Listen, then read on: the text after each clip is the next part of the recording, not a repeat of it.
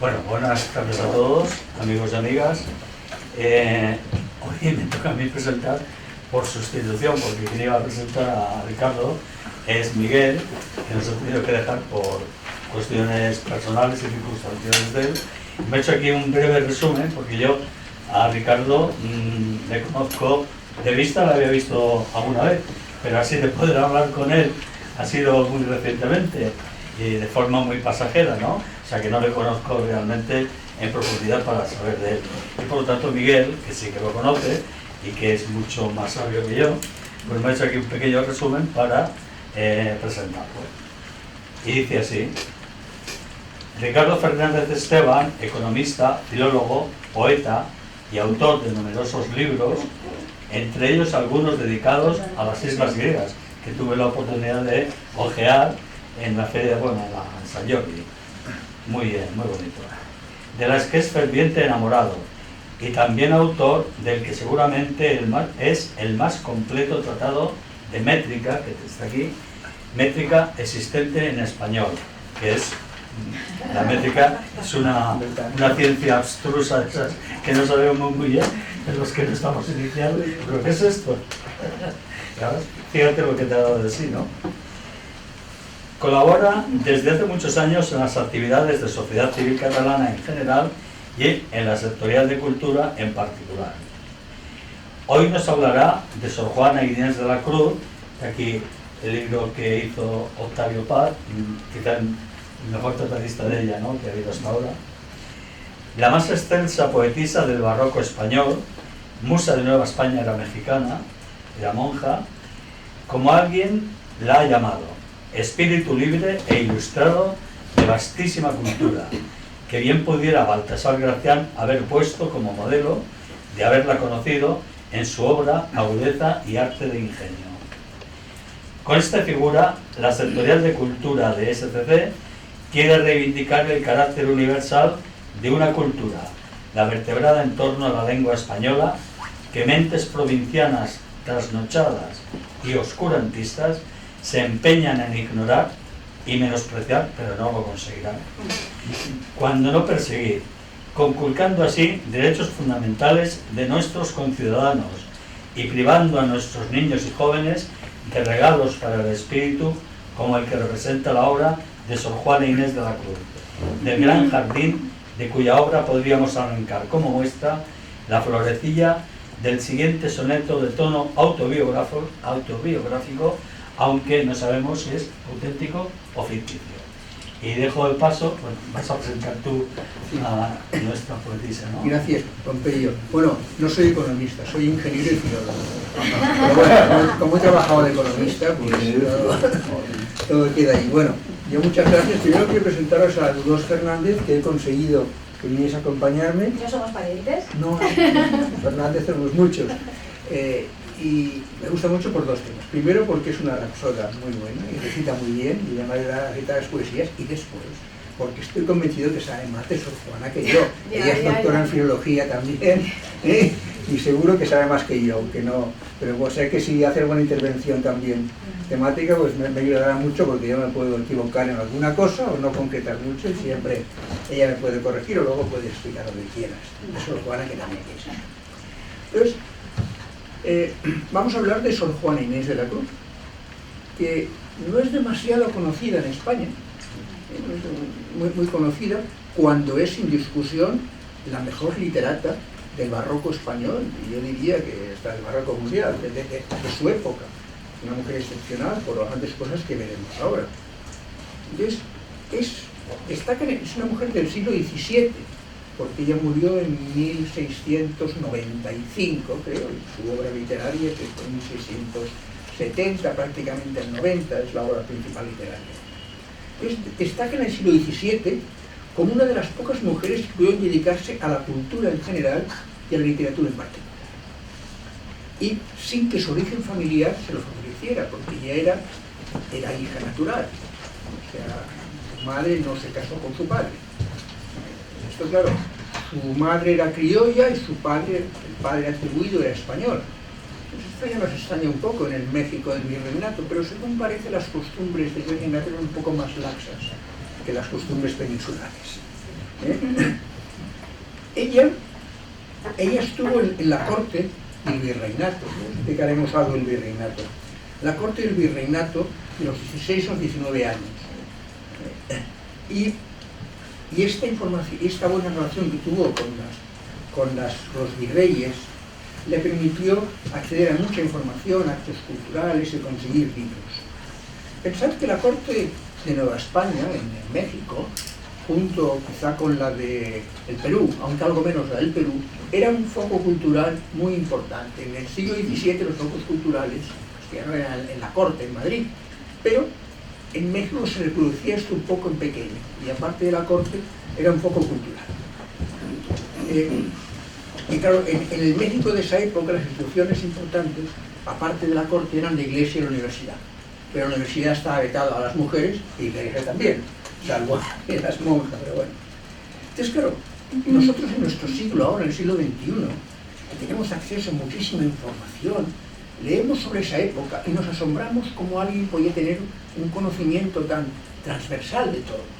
Pero teníamos que tener en cuenta que el conocimiento en el siglo XVII era bastante menor que el actual, probablemente. O sea que en esa época se podía dar lo que ahora es casi imposible, una persona con un conocimiento global, que supiese casi de todo, que ahora la gente tiene que estar especializada, generalista. Entonces, claro, teníamos una serie de problemas en la época, teníamos una imprenta poco desarrollada, con problemas de censura, y más en México, donde había menos imprenta. Claro, la lentitud de transmisión de información, claro, es que en México había que llevarla desde España, en un galeón, un libro, lo que sea, ¿no? O sea que aparte de la censura que existía en los libros, pues también estaba el problema logístico de transportar ahí los libros, porque se imprimían en México, pero no tantos. Y claro, como os he dicho, pues Sor Juana además era mujer y hija ilegítima. ¿Y? ¿Mujer y? Hija ilegítima. Ah, hija. Hija ilegítima. Pero, además, claro, toda esa cultura era minoritaria y estaba dirigida por hombres. Estaba muy claro. Por eso es extraordinario que el escritor más importante de Nueva España de su época haya sido una mujer. Las universidades ni los colegios superiores están abiertos a la mujer. Su única posibilidad era introducirse a través de la corte y la iglesia, porque ahora veremos cómo era la iglesia en esa época. Entonces nos acercamos a Nueva España, a México, a mediados del 17, una pequeña población cercana a su capital, donde nace la futura Sor Juana Inés de la Cruz. Ella nació como Juana Inés de Asbaje y Ramírez de Santillana, en San Miguel de Lepanta, a la mitad de siglo, se dice el 48 o el 51, hija ilegítima de Pedro de Asbaje, parece ser, militar español, y una criolla, Isabel Ramírez de Santillana. Una cosa muy curiosa, se dice que aprendió a leer a los 3 años, porque ella, lo he leído por ahí, un día se fue, su hermana mayor iba al colegio, y ella la acompañó y consiguió que la maestra le enseñase a leer. Pero ya con 3 años empezó a leer y tenía acceso a la biblioteca de su abuelo, que tenía una biblioteca bastante importante para la época, con lo cual pudo empezar a leer desde muy joven. Y luego, cuando murió su abuelo ya en el 56, que ya tendría pues 6 o 8 años, se trasladó, su madre la llevó a una casa de sus tíos en México, donde tenía acceso también a una biblioteca importante y a relaciones importantes. Y poco después, bueno, en el año 64, tendría ella 16, como he dicho, 14, 16, ingresó en la corte del Marqués de Mancera, al servicio de la virreina Leonor Carreto como dama de honor de la virreina, que en sus poemas aparece como Laura. Y deslumbró por su ingenio y saber. También se cuenta que le hicieron una prueba en esa época, o tenía 19 años, 18, y juntaron a 30 intelectuales, o 20 y tantos, y le empezaron a preguntar cosas y contestó a todos. O sea, la cultura que tenía esta persona de jovencita era tremenda. No hay mucha información de su paso por la corte, no se sabe si tuvo amores, pero bueno, esto no sabemos nada. Sí que se sabe que ingresó en las Carmelitas Descalzas en el 67, pero 3 meses después abandonó el convento porque le pareció una orden demasiado rígida. Ella se definía como monja tibia, O sea, su definición. Lo tiene en la carta cenagórica, creo que soy una Pero morra. también enfermó. Sí, Tuvo que... sí. Pero yo, esto claro, sí, lo enfermó. Bueno, la Eso cosa es digo. que había mucho rigor de la orden, ¿eh? Claro, claro. Bueno, no mal, ¿no? Y entonces, pero 2 años más tarde, volvió a ingresar, fue a las Jerónimas y allí se quedó hasta su muerte en las Jerónimas. Profesor y permaneció hasta su muerte. Claro, para ingresar en las Jerónimas no podías ingresar porque sí, necesitabas una dote importante. Entonces, la dote suya se la pagó un personaje de la corte que se llamaba Pedro Velázquez. 3.000 pesos, una suma muy considerable para la época. Era mayor que una dote de casamiento en esa época. Los motivos, supongo, de por qué los virreyes dijeron a este señor que le pagase la dote a ella. Entonces, los motivos de la entrada del convento, se ha especulado si fue por un desengaño amoroso, porque su condición de ilegítima no podía conseguir un matrimonio conveniente, pero lo que dice Sor Juana, al menos, ella dice que no fue un especial fervor religioso, sino asomor a la cultura y desapego por el matrimonio. Y dice ella, entréme religiosa, porque aunque conocía que tenía el estado cosas de las accesorias, no de las formales, repugnantes a mi genio, y se da cuenta que ella no era una monja típica, con todo, para la total negación que tenía el matrimonio, era lo menos desproporcionado y lo más decente que podía elegir en materia de seguridad que deseaba mi salvación. O sea, ella, en el fondo, lo que quiere decir es, si yo me caso, pues no podré seguir en el mundo cultural, porque tendré que hacer una vida de señora casada de la época. Si yo me quedo soltera, también me van a marginar. Mi única oportunidad es ingresar en un convento, porque ya veis que los conventos de México no eran los conventos que tenemos una idea, y ahí sí que podré seguir teniendo actividad cultural. Dice Octavio Paz que su destino eran las letras y por eso no podía ser letrada casada ni letrada soltera, pero podía ser monja letrada. Es esto. Ella se calificaba monja tibia y excepto al final de su vida, que luego se cambió un poco, y el convento le proporcionaba la posibilidad de proseguir sus estudios y su producción literaria. Vamos a ver, la vida en un convento en México en el siglo XVII era bastante distinta a lo que las mexicanas. Sor Juana tenía un apartamento de unos 100 metros cuadrados y tenía varias criadas en su servicio, pero 2 o 3 criadas en su servicio, aparte de una sobrina suya que luego también la trajo al convento y que estaba con ella, que también profesó en el convento. Y tenían varias habitaciones y espacio para sus 4.000 libros, porque antes luego 4.000 libros, a base de donaciones o compras, porque ella tenía dinero. Sor Juana tenía dinero porque iba recibiendo dinero de quizá cosas que publicaba o de actos así, y lo podía invertir. El convento era un poco como un banco, ¿eh? O sea, las monjas podían invertir en las obras del convento y recibían después su devolución porque habían invertido. Eso es, o sea, no... Claro, mejor que no es, o sea, ella tenía, y ella también había una cierta laxitud en cumplir con las normas del convento, por ejemplo, ir a los actos públicos, ¿no? Se podían saltar un poco, hasta, por ejemplo, era obligatorio comer todas juntas, pero ella a veces comía en su celda. No, era una orden que no era demasiado estricta. Vale.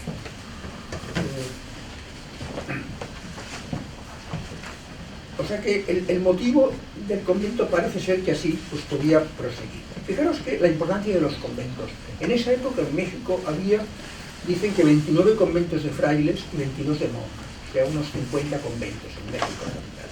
Y en México vivían unas 100.000 personas, de las cuales 20.000 eran españoles y el resto eran indios, mestizos y mulatos. No, 20.000 españoles y criollos. Los criollos son los hijos de español o nietos, pero ya nacidos en México. O sea que había unas 100.000 personas y había 50 conventos. Pues en cada convento había en promedio unos 50 religiosos, pero había 200 personas más, entre criados, ayudantes, no sé qué. O sea que si contamos quién vivía en un convento, el 10% de la población de México vivía en conventos. O sea que era muy importante la vida del convento. Y en los conventos pues había una vida religiosa, pero una vida mundana también, y una vida social de beneficencia, caridad y enseñanza. Bueno, la regla en el convento era laxa, era suave, y había visitas en el locutorio o sacristía. Ella podía mantener visitas con otros intelectuales. Estaban separados por una reja, pero y a veces sin velo, y sin velo. Se podía tener tertulias literarias en el convento.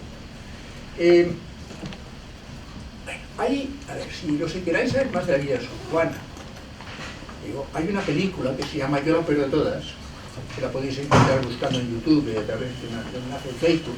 Yo no os diré que es veraz. La película está basada en esta obra de Octavio Paz, pero exagera algunos temas, no pondría la mano en el fuego ni mucho menos. Pero al ser una película, la virreina entraba en la celda de Sor Juana cuando le daba la gana. Bueno, no lo sé. Pero la película sí que te da un poco la idea de cómo podía ser la vida en los conventos. Pero ella, en el convento que estaba ella, vivían 50 religiosas y otras 200 mujeres, entre criadas, esclavas y niñas recogidas. Cuando ella ingresó en el convento, primero tuvo la protección de los marqueses de Mancera, que eran estos, que era la Laura, la virreina Laura, y eso le ayudaba porque tenía también, le permitía en el convento dejar hacer más cosas que una monja normal. Luego hubo otro, el siguiente virrey fue un arzobispo, Fray Payo, que se conoce, que estuvo del 73 al 80, que se conocen pocos detalles de su relación, aunque hay algún verso dedicado a él. Y luego llegaron los marqueses de la Laguna, del año 1680 a 1686, que es quizá la época más productiva literariamente de Sor Juana, la época más productiva, y que tuvo una relación muy intensa con Sor Juana, la marquesa de la Laguna. Fijaros que estos virreyes eran importantes. Él, que se llamaba el virrey, el nombre exacto del virrey, porque él era el hermano del valido en España. Se llama Tomás de la Cerda, el valido, me parece, y era el hermano del valido. El hermano del valido, exactamente. O sea que eran estos virreyes eran personas muy importantes. Sí. Era el hermano del rey de España, y ella era descendiente de Manrique, del poeta de Manrique. O sea, eran dos nobles de larga trayectoria en España. Y ese virrey tenía el apoyo de su hermano, que era el marido del rey. Y eso también le ayudó a que fuese en sus enfrentamientos que tuvo ese virrey con una arzobispa que leía. Entonces, esta virreina, María Luisa Manrique de Lara, es la Lisi de sus versos, la llama Lisi en sus versos. Y gracias al apoyo de ellas se pudo enfrentar sobre todo a Aguiar y Seijas, que fue el arzobispo de México muy integrista, con el que tuvo problemas siempre porque quería impedirla escribir poesía. Luego hubo otro virrey, pero ya tuvo menos relación, del 86 al 88, el conde de Monclova, y luego los condes de Galve también la apoyaron en su última época.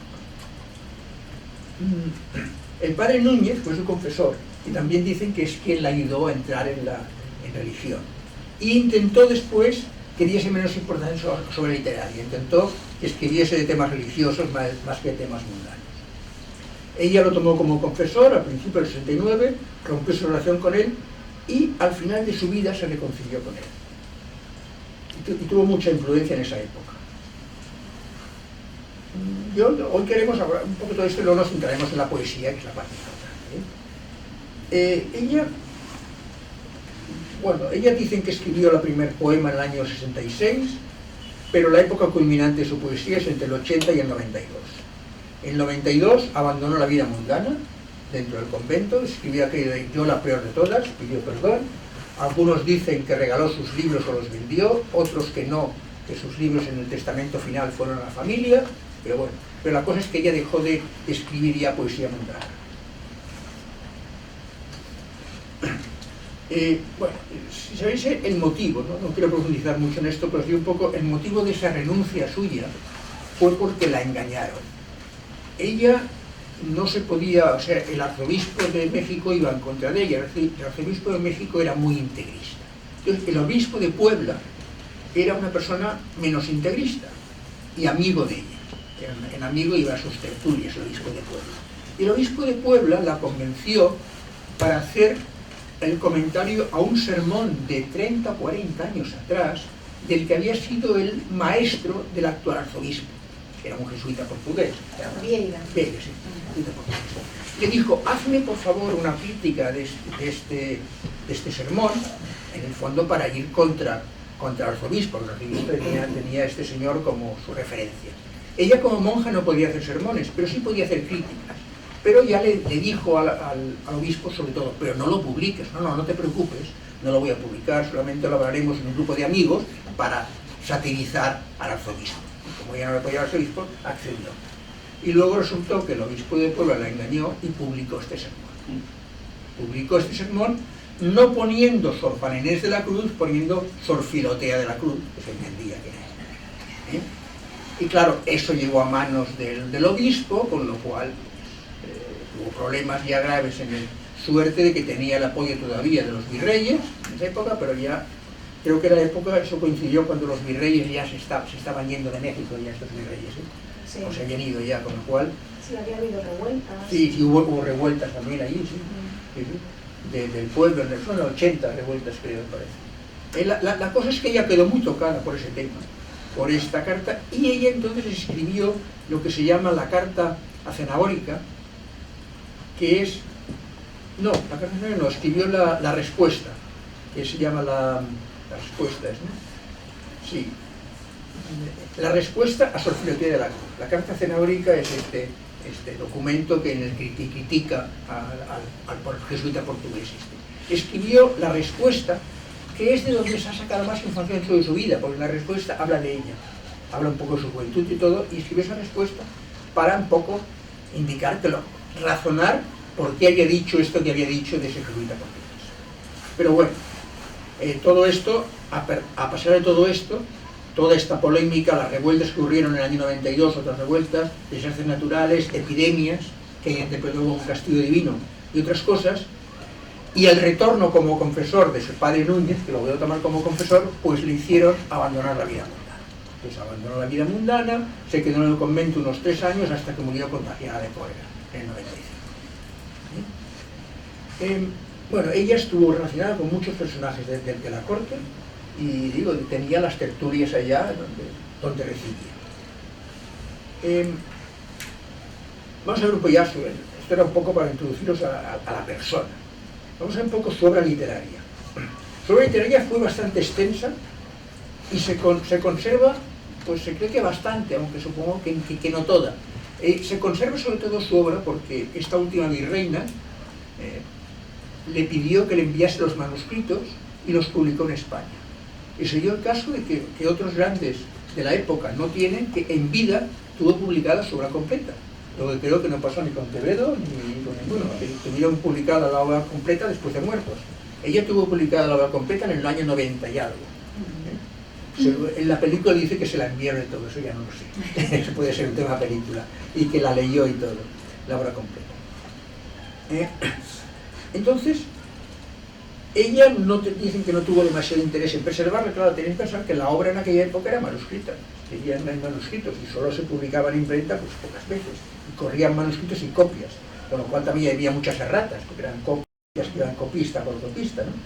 Pero el hecho de que se publicase su obra completa en España hizo como que sea muy conocida, que se representasen en España sus obras de teatro, todo en España, Entonces, su poesía, su obra abarca poesía, prosa y dramaturgia. Lo más conocido es la poesía. Pero, pues hay un poquito de dramaturgia. La dramaturgia no es tan conocida, las obras, pero resulta que hay tantos versos de obras de teatro como de poesía. Creo que hay 20 y pico mil. Se han encontrado 22.000 versos de obras de teatro de Sor Juana. O sea que tiene tanta obra de teatro como poética, menos el número de versos. Bueno. Ella, una cosa curiosa, es que a veces toma el yo poético femenino, o también en las obras de teatro, la protagonista a veces es la mujer. Entonces ella invierte los modelos habituales de la época, y por ejemplo, la protagonista escoge a su marido, y lo describe tal como haría un hombre y una mujer. Y además, un criado se disfraza de mujer en una obra, no como lo contrario. Bueno,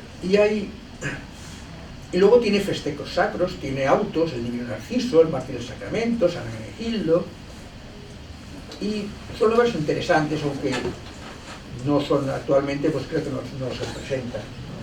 No he oído nada yo últimamente de cosas. Pero dice Octavio Paz que no es indigna de los autos de Calderón. Bueno, Octavio Paz, la verdad.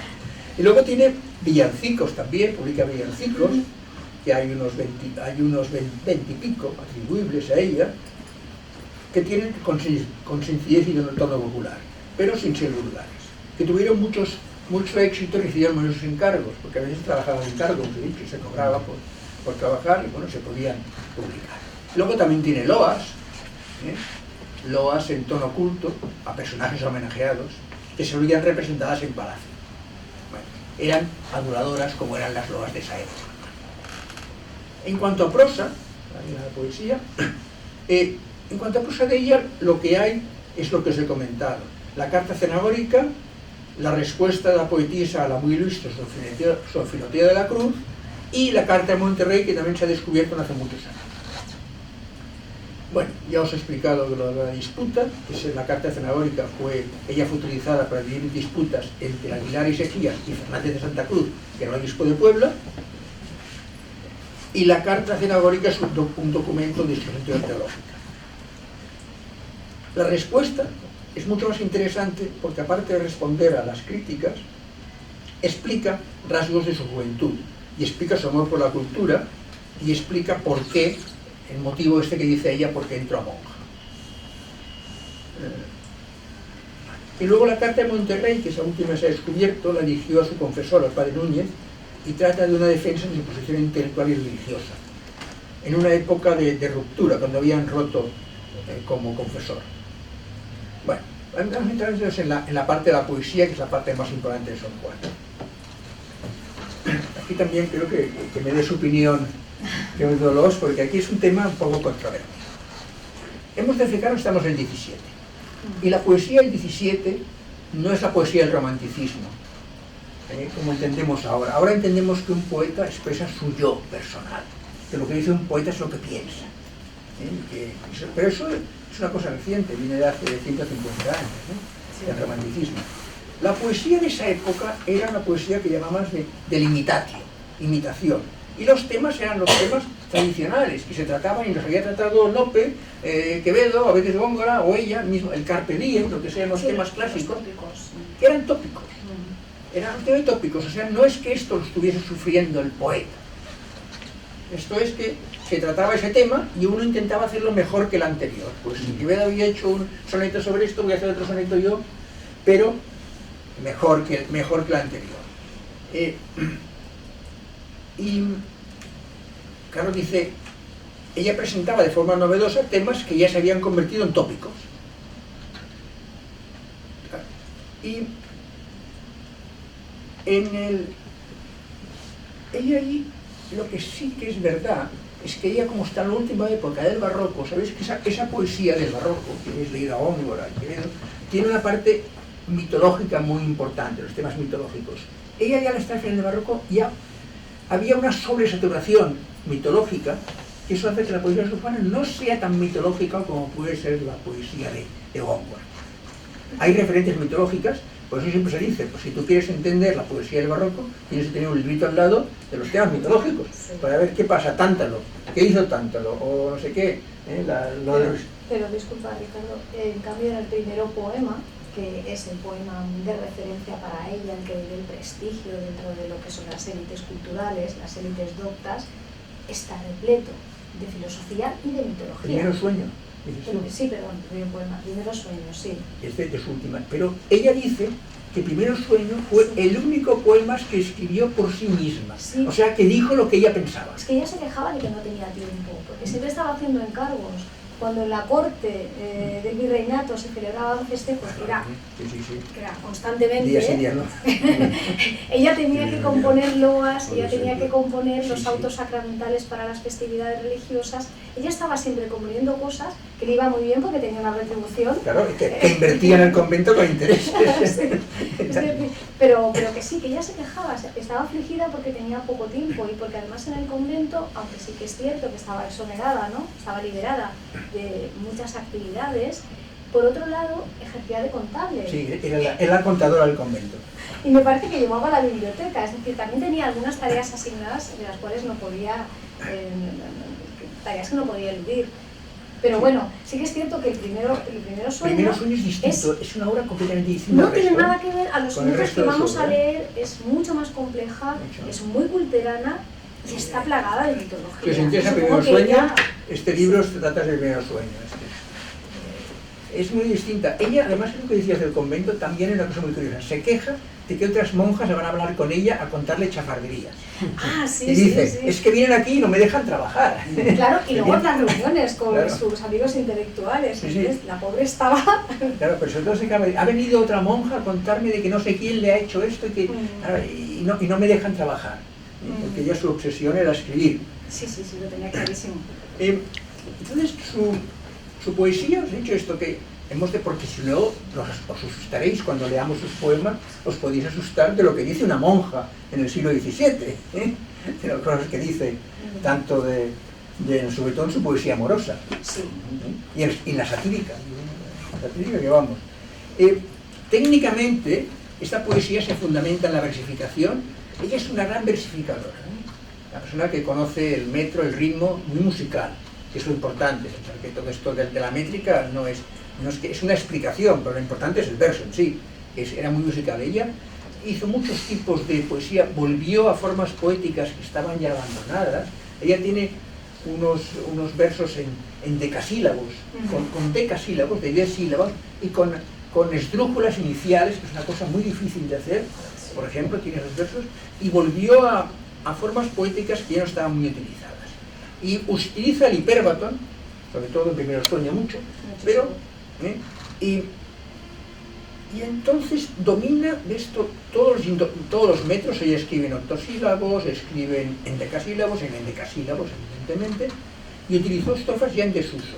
Y dice que su facilidad era comparable a la de Lope en este aspecto. Quevedo o Góngora, a los grandes. Y ella hizo referencias mitológicas, pero con moderación ya, por esa saturación que había ya de lo mitológico. Y bueno, recuerda a veces que en el hipérbaton, ¿sabes lo que es? Que es cambiar el orden de las palabras, para que poéticamente le den más fuerza o para que te cuadren en el verso, la musicalidad del verso. Dice Mercedes Serna, que fue mi profesora de ese tema en la filología, Sor Juana recoge la fluidez de Lope, sigue a Góngora en el continente y a Quevedo en el contenido. Vamos a entrar en las poesías y ya dejamos que nos lea alguna cosa dolorosa. Vamos a ver, poesía amorosa, que es la más conocida, o la que nos extraña más de Sor Juana. Se dice que se pueden dividir los poemas entre los que son amorosos y los personales y los de amistad. Lo curioso de su poesía femenina es que ella escribe en femenino, escribe con una mujer, es un yo poético femenino, que es muy raro. Ella, creo que de todos sus poemas solo hay 4 o 5 que son con yo masculino.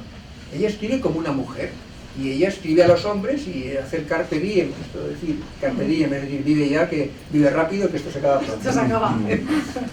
Y bueno, y dice, por ejemplo, dice, la mujer, dice de esto González Boixo, que es otro tratado, la mujer deja de ser en la poesía de Sor Juana elemento pasivo de la relación amorosa.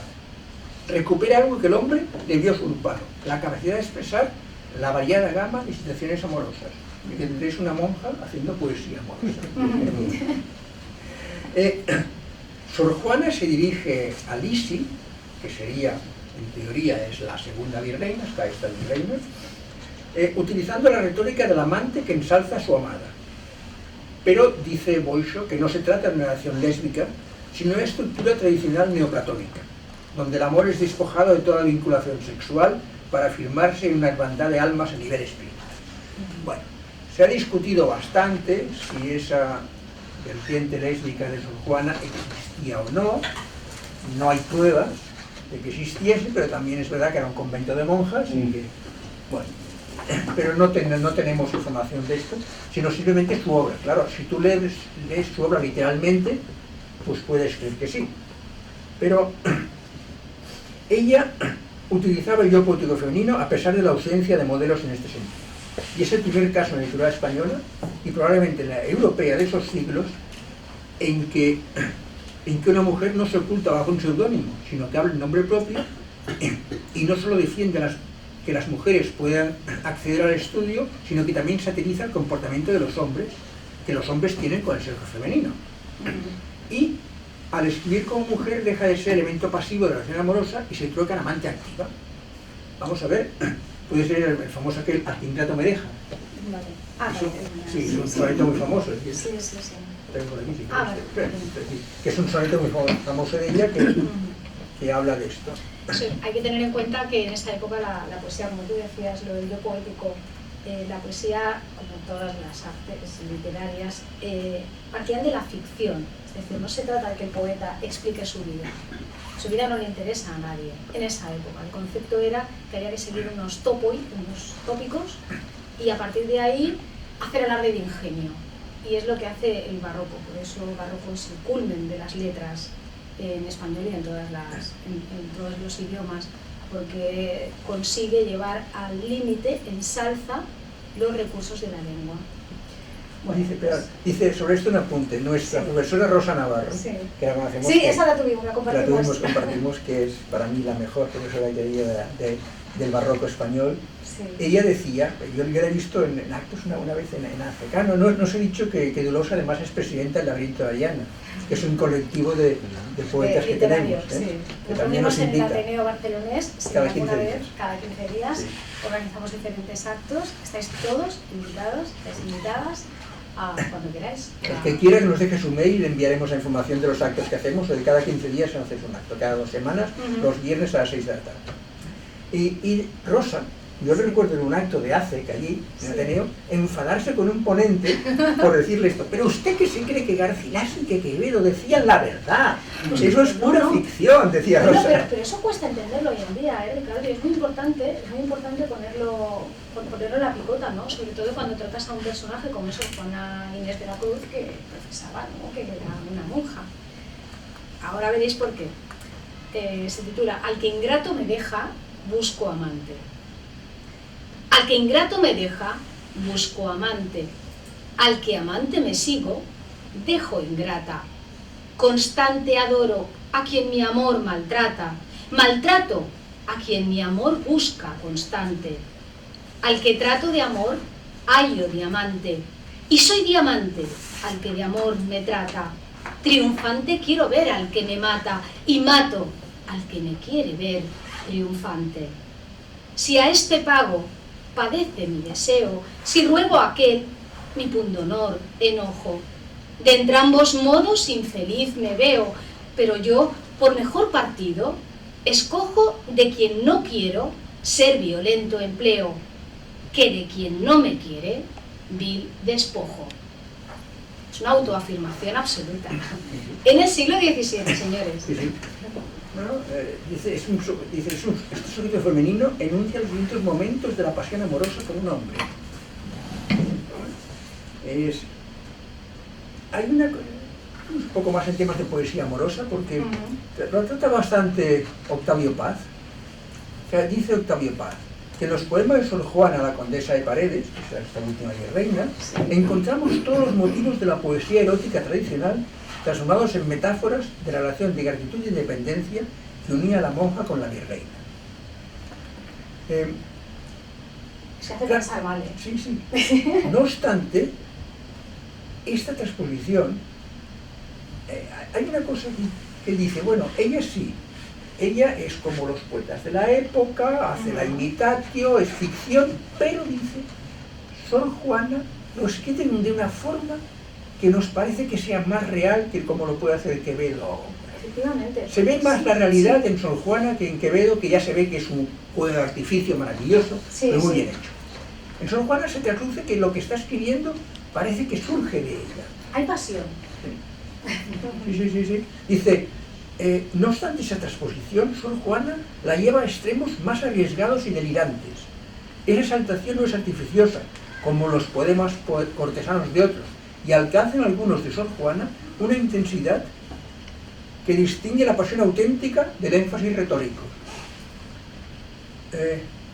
Sor Juana se dice criada y enamorada, esclava y amante, idólatra y creyente. Se expresa mucho, hay un poema, esto que os he dicho antes, que está dedicado a la belleza de la virreina, que está escrito en decasílabos, en versos de 10, complicados de recitar, pero que alguno, por ejemplo, dice, para que veáis lo que dice de ella, dice, por ejemplo, de cátedras del abril tus mejillas, clásicas dan a mano estudiosas, método jardines nevados, fórmula rubicunda al arroz. O dice, cuando está hablando de su boca y su cara, lágrimas de la aurora congela, búcaro de fragancias tu boca, rúbrica con carmines escrita, cláusula de coral y aljófar. Aljófar son pequeñas perlas. O por ejemplo, cuando habla de los brazos de ella, dice, pámpanos de cristal y de nieve, cándidos tus dos brazos, provocan tántalos, los dedos ayunos, míseros sienten frutas y ondas. O no sé, mira, este otro de la cintura, que habla de la cintura de la reina. Bósforo de estrechez tu cintura, cíngulo ciñe breve por la zona rígida, si de seda clausura, músculos nos ocultan viciosos. Esto es más cultural, ¿no? Sí, pero claro, está hablando de esta, es un poema dedicado a la belleza de la virreina. O dice aquí, cúmulo de primores tu talle, dóricas esculturas asombra, jónicos lineamientos desprecia, émula su labor de ciclopia. Bueno, está refiriéndose a la virreina cerca. Ella dice, bueno, hay muchos poemas así que llega ya a transponer. Si quieres hacemos un repaso a la poesía, luego volveremos más, podemos ver más o citaros alguno más de estos, pero aparte de la poesía, porque, a ver, dividimos la poesía en bloques, pero los bloques son fronterizos, hay poemas que van de un lado a otro, porque se dice, bueno, hay poemas también de circunstancias, que son poemas que se escriben un poco por encargo, pero a veces no sabes qué tanto hay de cada cosa. Por ejemplo, los poemas de circunstancias son muchos, se dice que casi la mitad de la obra de ella son poemas de circunstancias. Es un reflejo de su época y la dimisión que tenía un poeta en la sociedad cuyo centro era la corte, ya lo ha dicho Dulos, le pedían que hiciese poemas pues para el día que hacía, no sé, cumpleaños de alguien o bautizos. Festejos varios. Festejos de todos, ¿no? Y además ella estaba más obligada porque ya que la estaban protegiendo los virreyes, pues tenía que hacer más. Entonces, hay un poema que habla de la muerte, no sé si está aquí, la muerte del virrey, ¿lo tenemos aquí? No, ¿me ha pasado? No, bueno, pues lo buscaré después. A la Pues de eso. no, Lo buscaremos después el de la virreina. Hombres necios. Sí, hombres necios lo veremos después, que es importante. O por ejemplo, si quieres otro amoroso, ¿quieres ver el de Fabio? ¿Fabio? ¿El de Fabio? El de Fabio. Los poemas de amor de Sor Juana Inés de la Cruz están llenos de conflicto, de pasión, de disputa, como el este. Que no me quiera Fabio al verse amado es dolor sin igual en mi sentido, mas que me quiera Silvio aborrecido es menor mal, mas no menor enfado. ¿Qué sufrimiento no estará cansado si siempre le resuenan al oído, tras la vana arrogancia de un querido, el cansado gemir de un desdeñado? Si de Silvio me cansa el rendimiento, a Fabio canso con esta rendida. Si de este busco el agradecimiento, A mí me busca el otro, agradecida. Por activa y por pasiva es mi tormento, pues padezco en querer y ser querida. Os leemos los sonetos, pero son un poco más cortos. Hoy en día románticos son muy largos, de 59 versos, pero eso que decía de la poesía de circunstancias, y escribimos esto por aquí.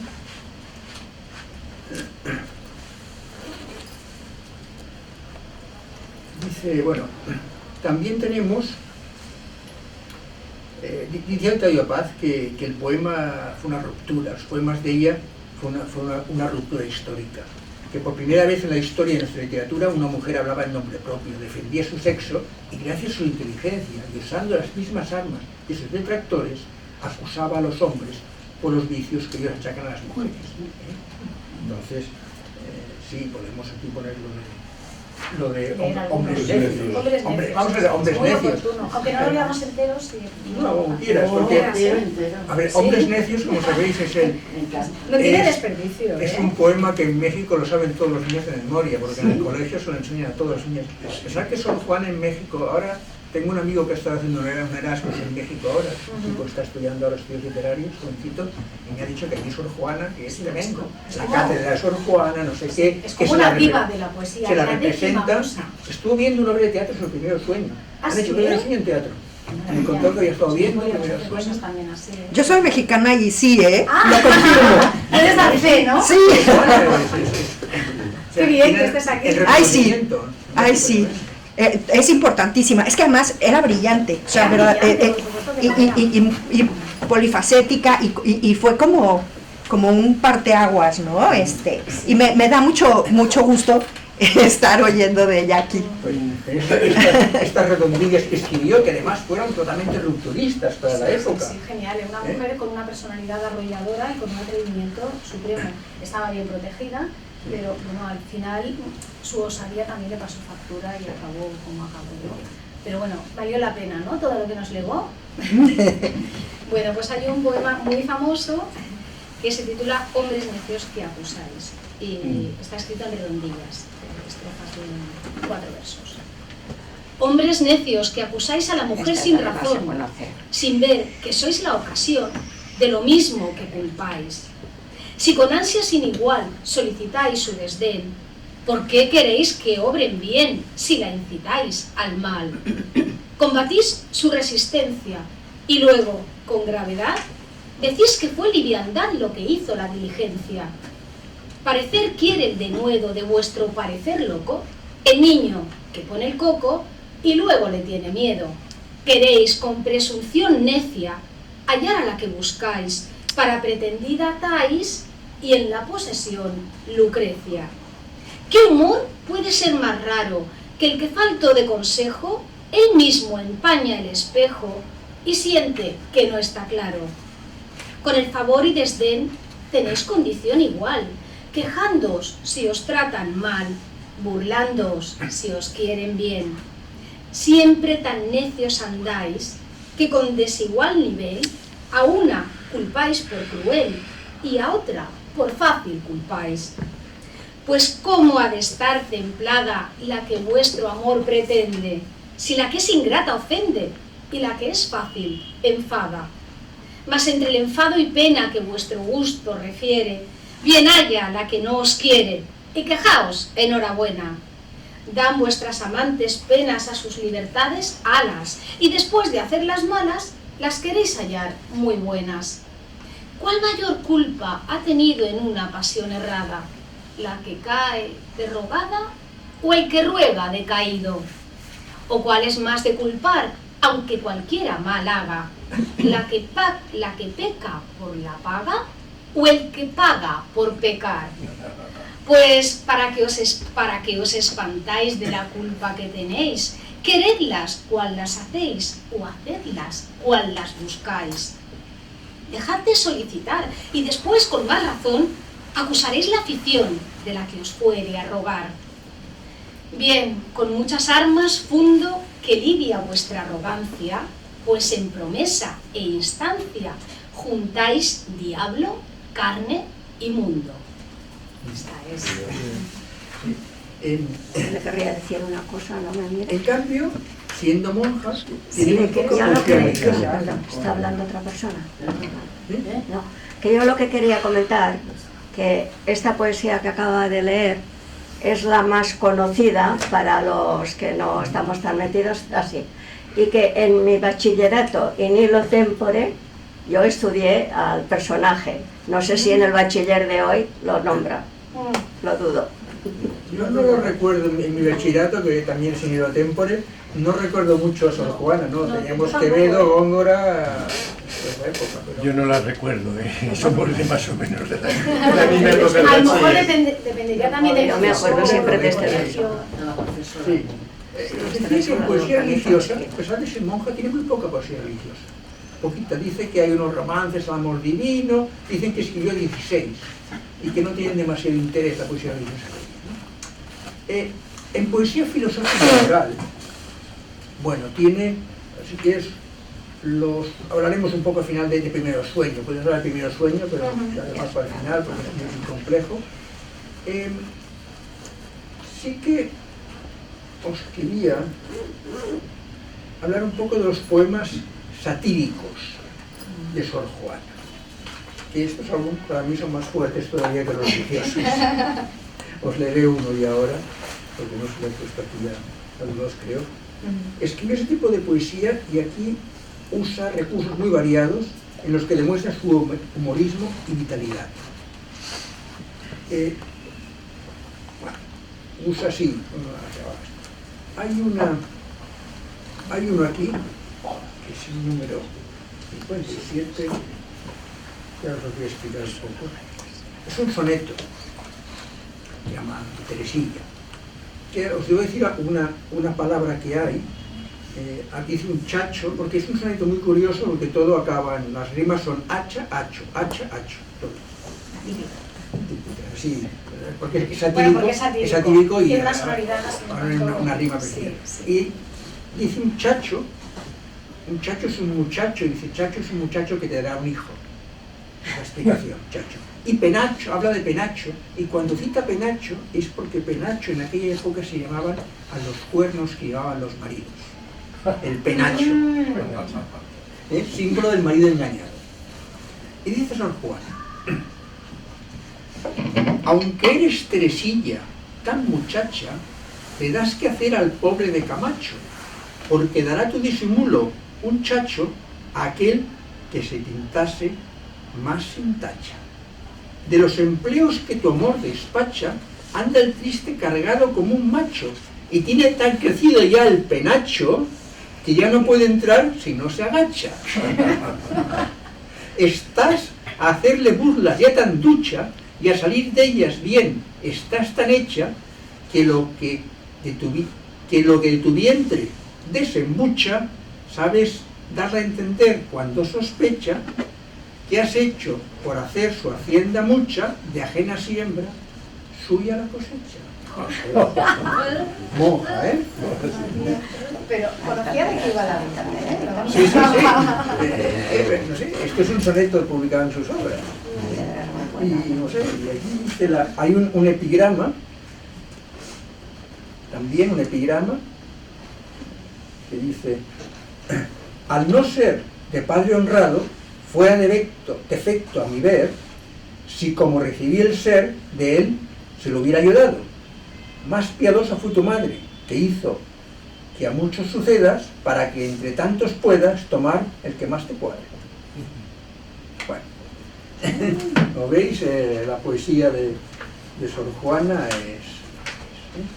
es... bueno, de Primero Sueño, no sé si vimos alguna cosa, pero es una obra muy compleja, tiene 900 versos. Sí. Es su obra más, los citamos, pero... Se puede leer si quieres 2 o 3 versos. Si quieres leer alguno tú, no, si quieres. Yo tengo el Primero Sueño, pero es que es muy simplemente complejo. para que veáis el nivel de dificultad que tiene. Aquí lo tienes. Además es todo muy alegórico, muchísimas referencias mitológicas, también filosóficas. Primero Sueño.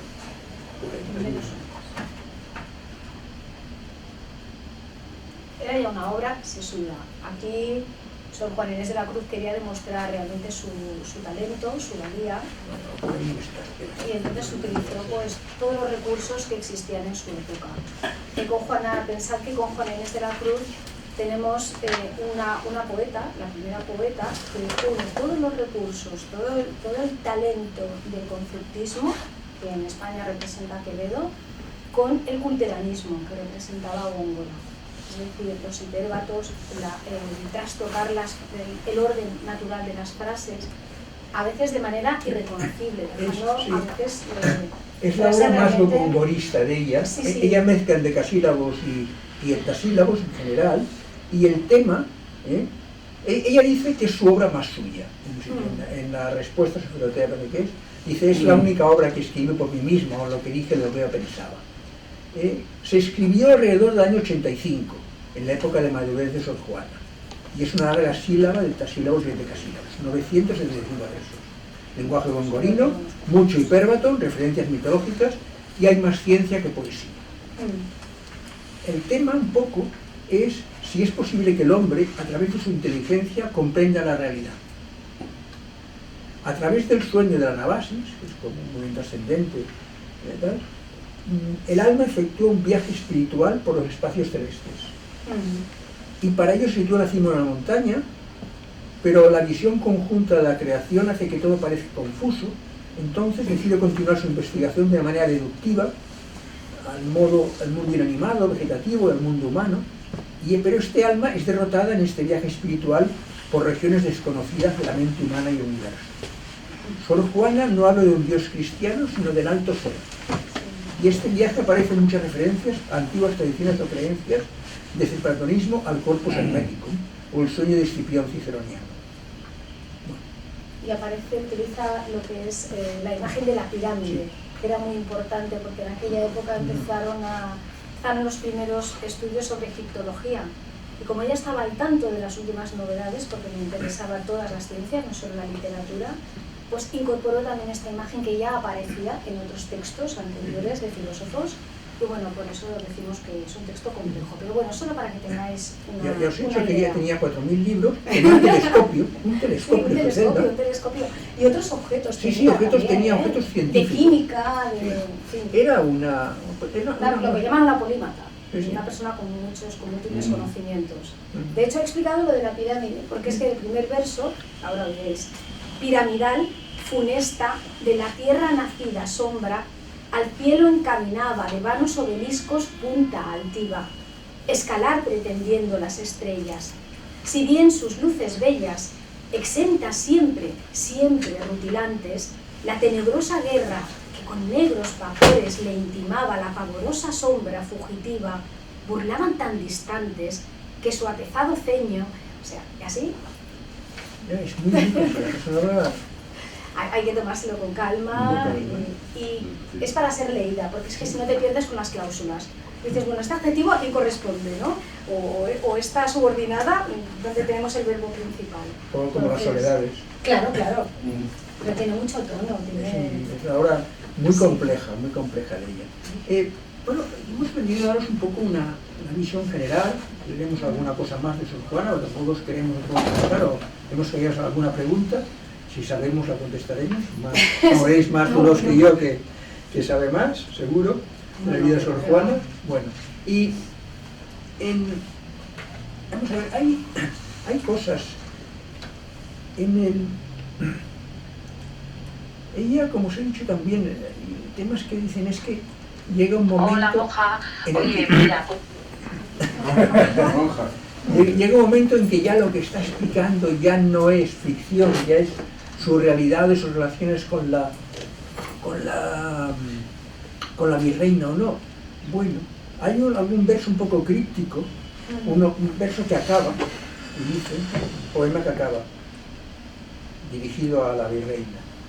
Esto en mis afectos hallo, y más que explicar no sé, mas tú, de lo que me calle, inferirás lo que calle.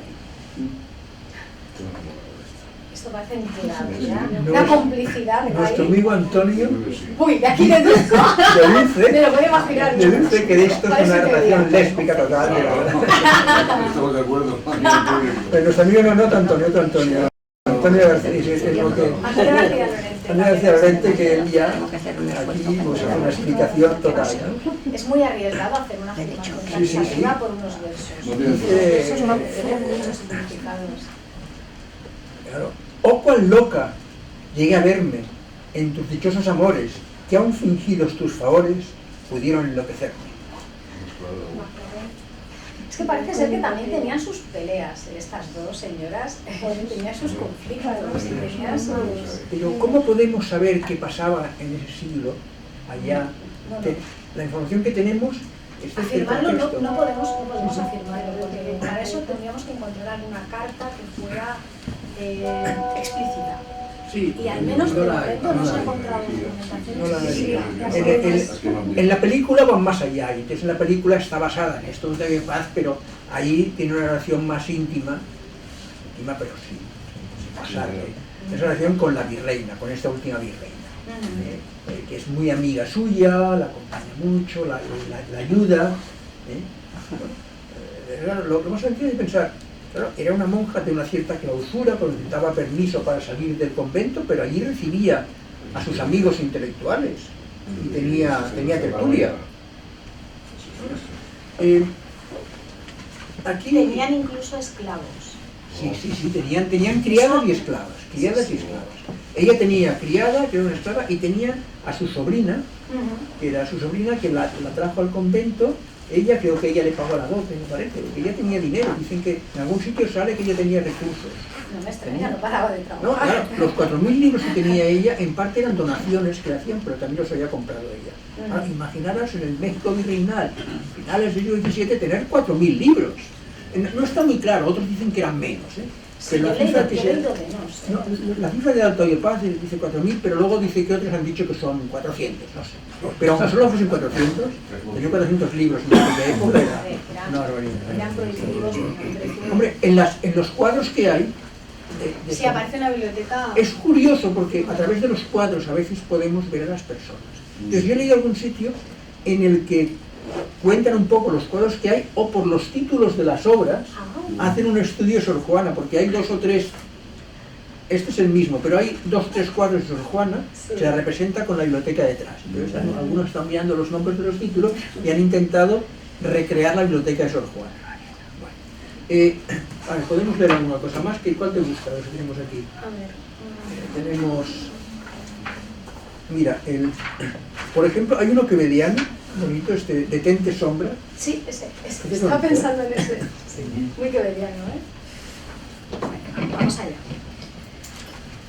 Detente, sombra de mi bien esquivo, imagen del hechizo que más quiero, bella ilusión por quien alegre muero, dulce ficción por quien penosa vivo.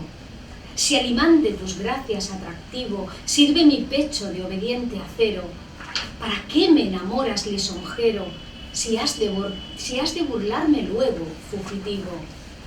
Mas blasonar no puede satisfecho de que triunfa de mí tu tiranía, que aunque dejas burlado el lazo estrecho que tu forma fantástica ceñía, poco importa burlar brazos y pecho si te labra prisión mi fantasía. Y por ejemplo, ya que hemos hablado de los tópicos, hay un tópico desde Carpe Diem, que es un tópico muy típico de la época. Disfruta ahora que aún eres joven. Y hay un poema, el de Celia. El de Celia está aquí. Sí, está por aquí. Sí, El de Celia, que es un típico de Carpe Diem. Este es un clásico. Sí. Dice: Miró Celia una rosa que en el prado ostentaba feliz la pompa vana, y con afeites de carmín y grana bañaba alegre el rostro delicado, y dijo: goza sin temor de lado el curso breve de tu edad lozana, pues no podrá la muerte de mañana quitarte lo que hubieres hoy gozado. Y aunque llega la muerte presurosa y tu fragante vida se te aleja, no sientas el morir tan bella y moza. Mira que la experiencia te aconseja que es fortuna morirte siendo hermosa, y no ver el ultraje de ser vieja. Que te quite luego el Sí. Claro, este tema lo ha tratado Quevedo, lo ha tratado, Lo han tratado todos los grandes del barroco, todos Sí. han tratado ese tema. Y Incluso cada el uno, Renacimiento, claro. cada uno ponía algo más. Sor Juana, como fue la última en escribir, tenía que intentar superar a los otros, tratando el mismo tema, los temas repetitivos. ¿eh? Yo creo que era una mujer muy competitiva, porque ya cuando ella era niña y estudiaba, se imponía castigos si no se aprendía, si la lección no se la aprendía bien, se cortaba un mechón de pelo. Que el pelo, hay que tener en cuenta que en esta época el pelo era sagrado, las mujeres no se cortaban el pelo, tenían el pelo larguísimo, se lo recogían, no se lo cortaban, entonces era un castigo que ella se autoinfligía. Entonces, yo creo que sí, que ella tiene un propósito muy claro, una vocación literaria y un propósito de calidad, de excelencia. Y se cuenta que ella se disfrazó de hombre cuando tenía 7, 8 años o 6 años y fue a su madre y le dijo, Sí. voy a ir a la universidad. Sí, le propuso a su madre ir disfrazada. De hombre. No coló. Claro, porque ya sé que no, como mujer no puedo entrar, y su madre dijo que no, y bueno, evidentemente, ¿no? O eso que os he dicho al principio, a los 3 años se Sí. fue a la escuela con su hermana mayor y convenció a la maestra que la enseñase a leer. Una niña, pero cosas increíbles. No sé, ¿tenéis dudas? ¿Alguna pregunta? Sí, yo en primer lugar felicitar y gracias por esa traslado de sapiencia hacia nosotros. Yo tenía 2 pequeñas preguntas, una la ha contestado la compañera que está allí, Sí. que había dejado en México esta figura, pero ya no la ha contestado. Y la segunda es, ¿no sería la primera feminista mexicana esta Por mujer? supuesto, por Sí. supuesto. A ver. Se dice de ella que es una feminista a la leche. Sí. Antes de inventarse el Sí. feminismo, Bueno, fue una bueno. feminista, evidentemente. Además, hay bastantes estudios de género, que le llaman ahora, que le dan un enfoque, a veces también desenfocan, todo hay que decirlo, pero bueno, que inciden mucho en el aspecto feminista de Sor Juana Inés de la Cruz, que lo tiene, o sea, ya lo habéis leído, que Yo ella hace una sí. reivindicación muy clara en una época No, en que no, las sí. mujeres eran un elemento pasivo, un elemento ornamental, no era casi nada. Y ella, en cambio, la saca a la luz y les da un valor, y eso pues, Ella era una devota de la cultura. sí, Por eso leía, y había leído tanto, sí, sí. quizá que sabía todo. Sí, sí, sí. No tendría buena memoria, pero era una devota de la cultura y su forma de expresarse era la literatura o la poesía, su forma de expresarse, porque quizá a través de la poesía y de esa especie de licencia poética que hay, que se dice que lo que se cuenta no es verdad, Claro, es que eso también... podía decir Sí, cosas sí, que no sí, podía sí. decir si no. De otro modo, en otro contexto, no las hubiera podido decir. Se Octavio dice- Paz decía que el claustro y la corte eran los lugares donde una mujer podía ejercer la inteligencia, ¿no? Porque en otros sitios, imposible. Se dice que Primero el sueño se pudo publicar porque estaba en verso. Primero el sueño escrito Bueno, en porque prosa. los tipos no lo entendían. Oye, que eso pasa, Que ¿eh? también, pero bueno, que en principio como estaba en verso, pues esto es una obra en verso. Ya no, los censores no entraban tanto en el tema, porque ya sabemos que los poetas, como decía Platón, los poetas no saben por qué escriben, ¿no? O sea, Por que eso lo vas a se escuchar en liberó, la República. se liberó entrando en un convento. Claro, Sí. claro. O sea, claro, ella dice claro. esto, ella cuando en la carta cenagórica, o en la respuesta, dice, entréme en el convento porque era... No se quería casar. Porque no me quería casar, porque si me casaba pues estaría sometido a un marido, y si me quedaba soltera a los 30 años ya me iban a postergar. Yo quiero seguir la cultura. Y si no tenía marido, su familia tampoco tenía tantos posibles, ella no tenía un medio económico. Era un drama para las mujeres, Pero porque su la fa- única vía... Su familia mexicana, la familia de México tenía más dinero, ¿eh? Los tíos así tenían más dinero, los tíos, porque... Bueno, sí, pero se convertía en un lastre, Sí, se convertía en un ser que... Y ella pues era una mujer con una personalidad y... no, ella además quería- ella tuvo la suerte de tener el apoyo de los virreyes, pero un virrey en México estaba 3 o 6 años. Firmaban por 3 años el contrato de virreinato, pero luego renovaban por 3 más, si no habían robado mucho o se habían robado poquito, renovaban los virreyes. Entonces, claro, ella tuvo la suerte de tener sobre todo los virreyes, los primeros y los otros, que la apoyaron mucho Sí. en sus luchas que tuvo con el arzobispo, con el arzobispo sobre todo, con Seijas. ¿Estuvo en España alguna vez o no? No, nunca estuvo en España, nunca estuvo. El que estuvo en España fue su amigo Sigüenza, esto tenemos el detalle. Sigüenza fue su gran amigo, y Sigüenza estuvo en España, y dicen que volvió a México, y dicen que es el que llevó los libros, que le llevó los libros impresos, Sigüenza. Pero ella no estuvo, nunca en España. Estaba allá y tenía cierto conocimiento, a pesar de la León y que de la información, fluía entre... No, era siquiera muy apreciada. Sí, sí, no, porque se publicaron sus obras.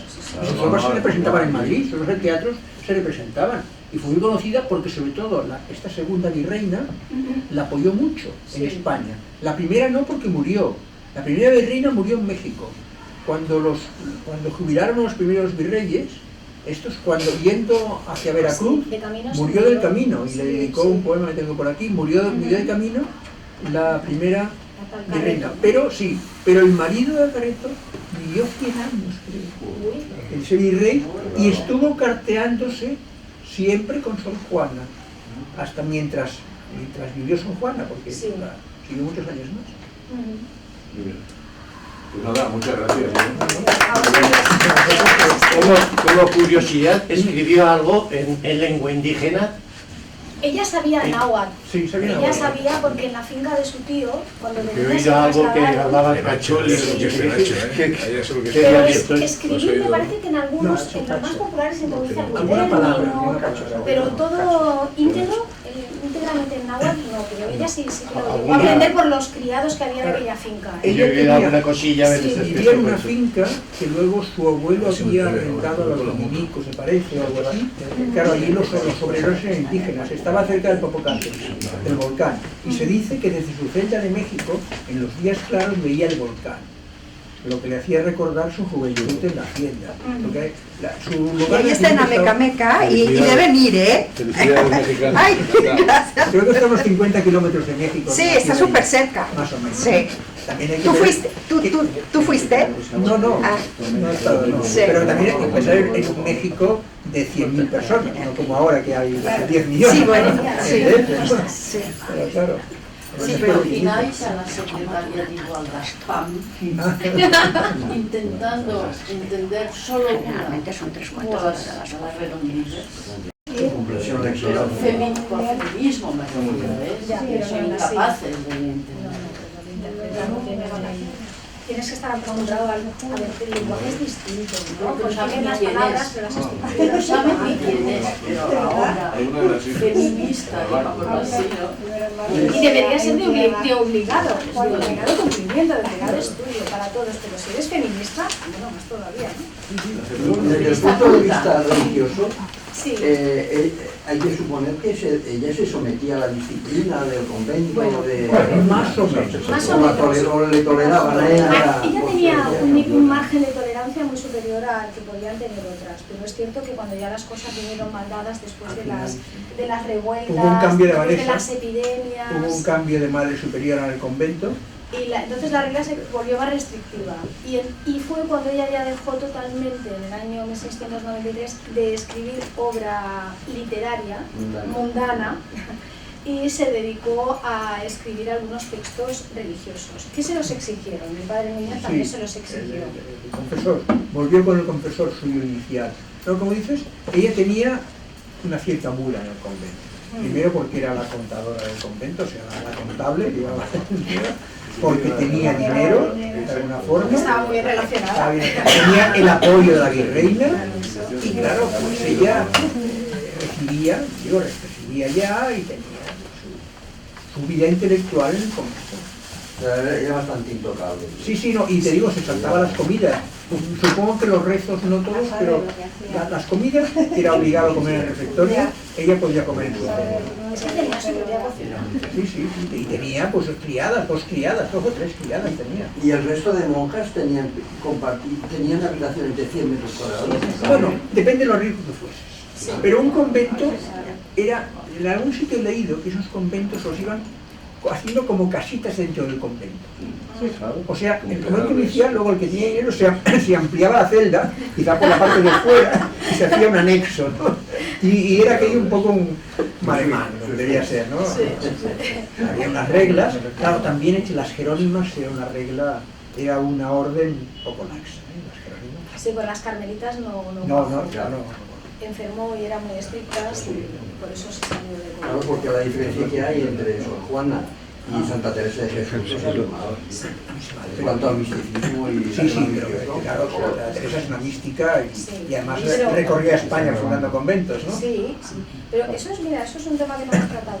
Que yo el misticismo tampoco se lo veo mucho yo a Sor Juana. No, Sor Juana no es mística. Yo No, místico. la mística era Santa Teresa. Sí.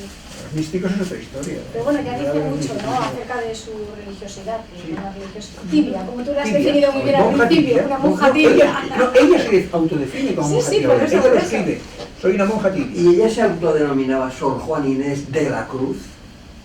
Claro, firmaba como Sí. Sor Juan Inés de la Cruz. Bueno, es normal que cuando Cambian el cuando nombre. profesaban se cambiaban el nombre. Ella es Juana de Asbaje. O parte del nombre.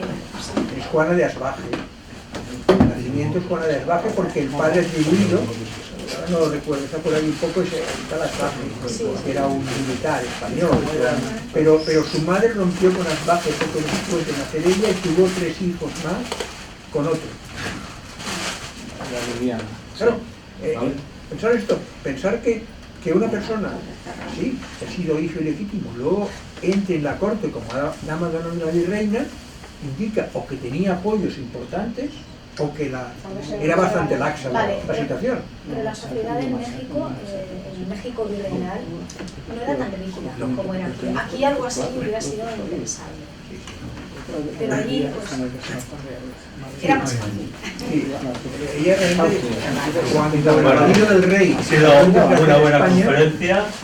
pues Nos el habéis ilustrado. hermano suyo que era en México, pues perdió el cargo de virrey. Y perdió el apoyo. Muy bien, pues muchas gracias a vosotros. Y a... Nosotros, pues,